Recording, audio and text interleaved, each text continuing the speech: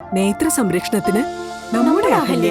Ahalya foundation eye hospital, കേരളത്തിൽ എല്ലായിടത്തും. കുന്നത്തുനാട് പാടത്തിക്കരയിലെ കൊലപാതകം പ്രതി കുറ്റക്കാരനെന്ന് Muvattupuzha additional district session judge Tomy Varghese ഉത്തരവിട്ടു. 2019 പശ്ചിമബംഗാൾ സ്വദേശിയായ പ്രതി സഞ്ജയ് ഒറാവോ തന്റെ ഒപ്പം താമസിച്ചിരുന്ന അജയ് ഒറാവയെ കുത്തിക്കൊലപ്പെടുത്തിയത്. കുന്നത്തുനാട് പാടത്തിക്കരയിലെ കൊലപാതകത്തിൽ പ്രതി കുറ്റക്കാരനാണെന്ന് മൂവാറ്റുപുഴ അഡീഷണൽ ഡിസ്ട്രിക്ട് സെഷൻസ് കോടതി ജഡ്ജി ടോമി വർഗീസ് ഉത്തരവിട്ടു.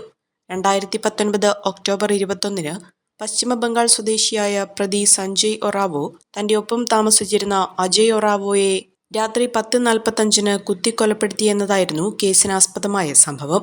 അമ്പലമേട് പോലീസ് സബ് ഇൻസ്പെക്ടറായിരുന്ന ഷെബാബ് കെ കുറ്റപത്രം നൽകിയ കേസിൽ പ്രോസിക്യൂഷനു വേണ്ടി additional public prosecutor KS Jyothikumar ഹാജരായി. കേസിൽ 22 സാക്ഷികളെ വിസ്തരിക്കുകയും 21 രേഖകളും 5 മുതലുകളും ഹാജരാക്കുകയും ചെയ്തു.